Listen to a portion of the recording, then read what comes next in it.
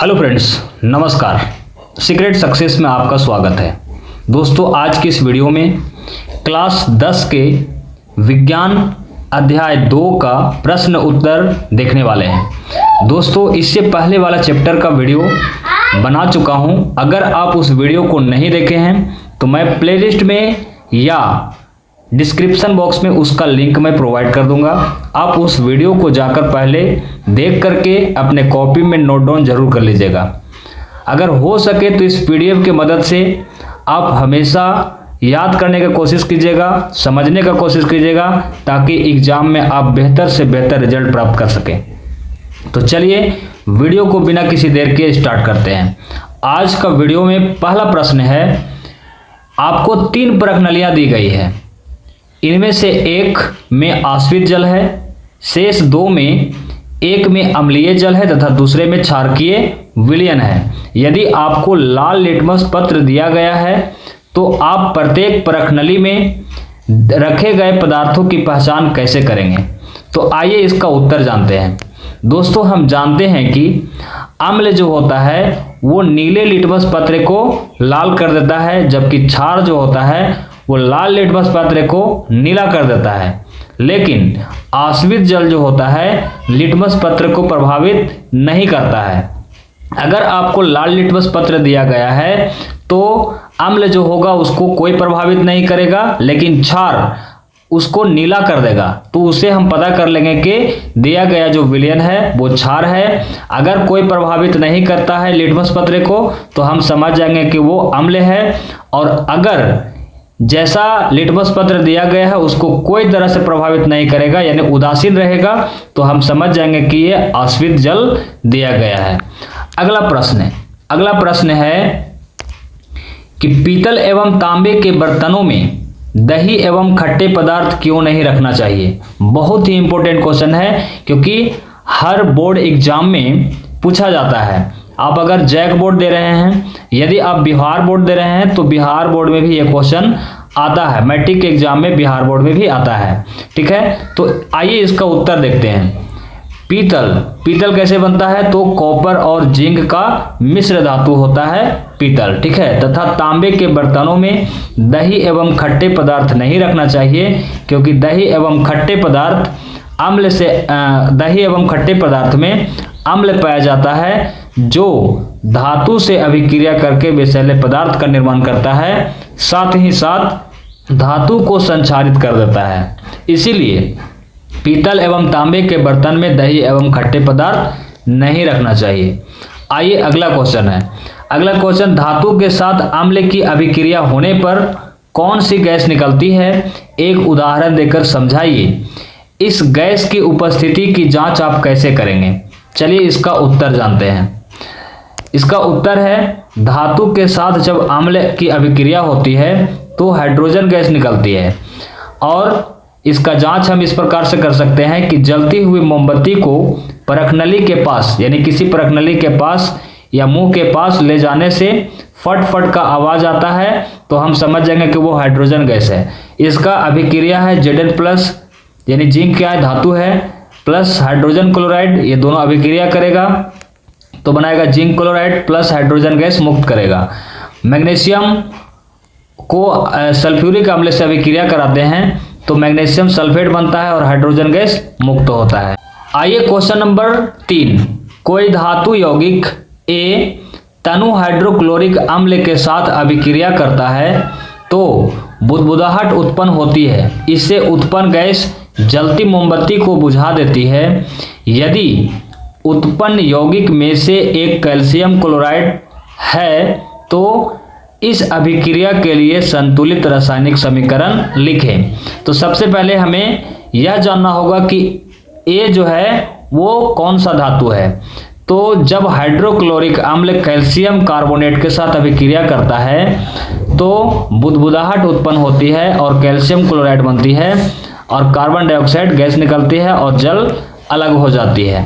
ये अभिक्रिया इस प्रकार से दर्शाया गया है कि कैल्शियम कार्बोनेट प्लस 2HCl, ये दोनों अभिक्रिया करता है तो calcium carbonate plus carbon dioxide gas निकलता है और जल का निर्माण होता है। अगला क्वेश्चन है कि हाइड्रोक्लोरिक अम्ल, नाइट्रिक अम्ल आदि जलीय विलयन में अम्लीय अभिलक्षण क्यों प्रदर्शित करती है, जबकि एल्कोहल एवं ग्लूकोज जैसे यौगिकों के विलयन में अम्लीयता के अभिलक्षण नहीं प्रदर्शित होते हैं, ऐसा क्यों होता है? तो आइए इसका उत्तर जानते हैं। HCl अम्ल या HNO3 अम्ल आदि का जलीय विलयन में जो अभिलक्षण होता है वो अम्लीय होता है, क्योंकि इसमें H+ आयन होते हैं, जबकि ग्लूकोज एवं अल्कोहल के विलयन में H+ आयन नहीं होता है। इसीलिए एल्कोहल एवं ग्लूकोज जो होता है वो अम्लीय अभिलक्षण नहीं प्रदर्शित करती है। चलिए अगला क्वेश्चन है, अम्ल का जलीय विलयन विद्युत का चालन क्यों करता है? तो आइए इसका उत्तर जानते हैं। अम्ल का जलीय विलयन में हम जानते हैं कि इसमें H+ आयन होता है, इसीलिए यह विद्युत को प्रवाहित होने देता है। यानी अम्ल में अगर विद्युत हम प्रवाहित करेंगे तो आसानी से प्रवाहित हो जाएगा, क्योंकि इसमें H+ आयन होते हैं। अगला क्वेश्चन, शुष्क हाइड्रोक्लोरिक गैस शुष्क लिटमस पत्र के रंग को क्यों नहीं बदलता है? इसका उत्तर है, शुष्क हाइड्रोक्लोरिक गैस शुष्क लिटमस पत्र के रंग को इसीलिए नहीं बदलती है क्योंकि जल के अनुपस्थिति में, यानी जल के नहीं होने के कारण HCl में H+ आयन नहीं बन पाता है, इसीलिए लिटमस पत्र के रंग को परिवर्तित या नहीं बदलती है। ठीक है। क्वेश्चन नंबर 4 है, अम्ल को तनुकृत करते समय यह क्यों अनुशंसित करते हैं कि अम्ल को जल में मिलाना चाहिए, न कि जल को अम्ल में? आइए इसका उत्तर जानते हैं। जल में अम्ल को घुलने की प्रक्रिया अत्यंत ऊष्मक्षेपी होती है। अम्ल को धीरे धीरे तथा जल को लगातार हिलाते हुए अम्ल को जल में मिलाना चाहिए। जल को अम्ल में मिलाने से विस्फोट उत्पन्न हो सकता है, जिससे कि कांच का बर्तन जो है वो टूट सकता है। इसीलिए अम्ल और जल को तनुकृत करते समय अम्ल को जल में मिलाना चाहिए, न कि जल को अम्ल में। अगला क्वेश्चन है, अम्ल के विलयन को तनुकृत करते समय हाइड्रोनियम आयन की सांद्रता कैसे प्रभावित होती है? इसका उत्तर है, अम्ल के विलयन में जल को मिलाने से H+ आयन यानी H2O से संयोग करके H3O आयन बनते हैं, और अम्ल के विलयन को तनुकृत करते समय हाइड्रोनियम आयन जो होता है उसकी सांद्रता में कमी हो जाती है। यानी कि किसी भी चीज़ में अगर जल मिलाते हैं तो वो थोड़ा पतला हो जाता है, जिससे कि उसमें H+ आयन नहीं बनने लगता है। इसीलिए अम्ल के विलयन को तनुकृत करते समय यह कहा जाता है कि इसकी सांद्रता जो होगा वो कमी होगा, यानी पतला हो जाएगा। ठीक है। अगला क्वेश्चन नंबर 6 है, जब सोडियम हाइड्रोक्साइड विलयन में अधिक क्षारक मिलाते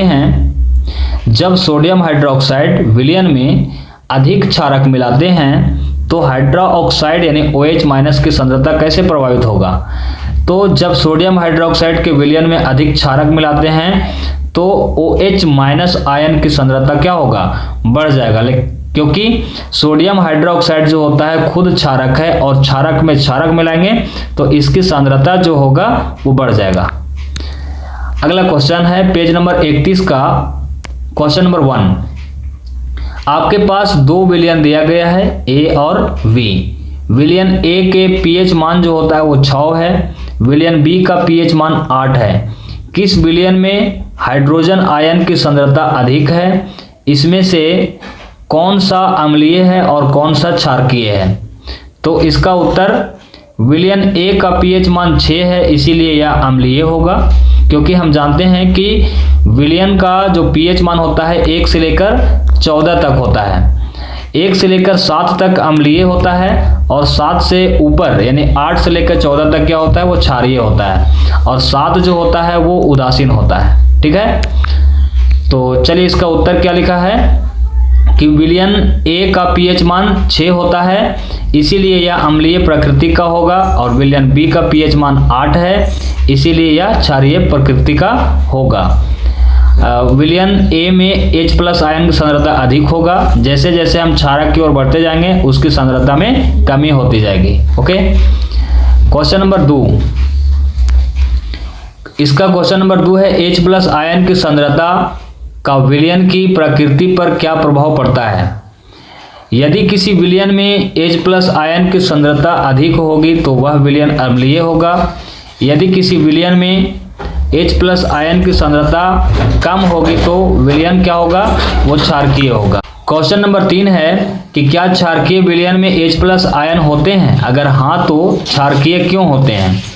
दोस्तों, किसी भी विलयन में H+ आयन होते हैं, लेकिन क्या होता है कि वह क्षारकीय इसलिए होता है क्योंकि OH- आयन की सांद्रता की तुलना में बहुत कम होता है। ठीक है, आपको ध्यान में रखना है कि इसीलिए वह क्षारकीय होगा। अगर H+ आयन अधिक होगा तो वो क्या होगा, वो होगा अम्लीय। ठीक है, नेक्स्ट क्वेश्चन है, कोई किसान खेत की मृदा की किस परिस्थिति में बिना बुझा हुआ चूना, कैल्शियम ऑक्साइड, बुझा हुआ चूना यानी कैल्शियम हाइड्रोक्साइड या चौक या कैल्शियम कार्बोनेट का उपयोग किया जाता है। तो इसका उत्तर है कि यदि किसान के खेत जो होता है यानी खेत की मिट्टी जो होगा वो अम्लीय प्रकृति का हो जाएगा। इस परिस्थिति में उसको उदासीन करने के लिए बिना बुझा हुआ चूना या चौक का उपयोग किया जा सकता है, ताकि वो खेत उदासीन होकर के अच्छे फसल का उपज दे सके। अगला क्वेश्चन है पेज नंबर 36 का, CaOCl2 यौगिक का प्रचलित नाम क्या है। तो हम लोग जानते हैं कि इसका प्रचलित नाम क्या है, विरंजक चूर्ण है। आपको ध्यान में रखना है, ये क्वेश्चन बार बार एग्जाम में रिपीट होने वाला है। ठीक है, उस पदार्थ का नाम बताइए जो क्लोरीन से क्रिया करके विरंजक चूर्ण बनाता है। तो इसका सही उत्तर होगा शुष्क बुझा हुआ चूना जो क्लोरीन से क्रिया करके विरंजक चूर्ण बनाता है। वो शुष्क बुझा हुआ चूना का सूत्र क्या होता है, CaOH2 + Cl2, और ये दोनों अभी क्रिया करेगा तो बनेगा विरंजक चूर्ण। विरंजक चूर्ण के सूत्र अगर पूछेगा तो आपको ध्यान में रखना है CaOCl2 + H2O यानी कि जल। नेक्स्ट प्रश्न है, कठोर जल को मृदु करने के लिए किस सोडियम यौगिक का उपयोग किया जाता है। कठोर जल को मृदु करने के लिए सोडियम कार्बोनेट का उपयोग किया जाता है, यानी कि धोने का सोडा का उपयोग किया जाता है। सोडियम कार्बोनेट का सूत्र क्या होगा, Na2CO3। Next question, sodium hydrogen carbonate के विलयन को गर्म करने पर क्या होगा, इस अभिक्रिया के लिए समीकरण लिखिए। तो इसका सही उत्तर है, जब सोडियम हाइड्रोजन कार्बोनेट के विलयन को गर्म किया जाता है तो यह अपघटित होकर सोडियम कार्बोनेट, जल और कार्बन डाइऑक्साइड गैस का निर्माण होता है। यहाँ पे अभिक्रिया लिखा गया है, सोडियम बाइकार्बोनेट को गर्म करने पर क्या होगा, सोडियम कार्बोनेट बनेगा और जल बनेगा और CO2 गैस का निर्माण होगा। ओके, चलिए अगला क्वेश्चन है, प्लास्टर ऑफ पेरिस की जल के साथ अभिक्रिया करने के लिए समीकरण लिखना है। तो प्लास्टर ऑफ पेरिस का सूत्र आपको ध्यान में रखना है, ऑब्जेक्टिव क्वेश्चन में पूछ सकता है।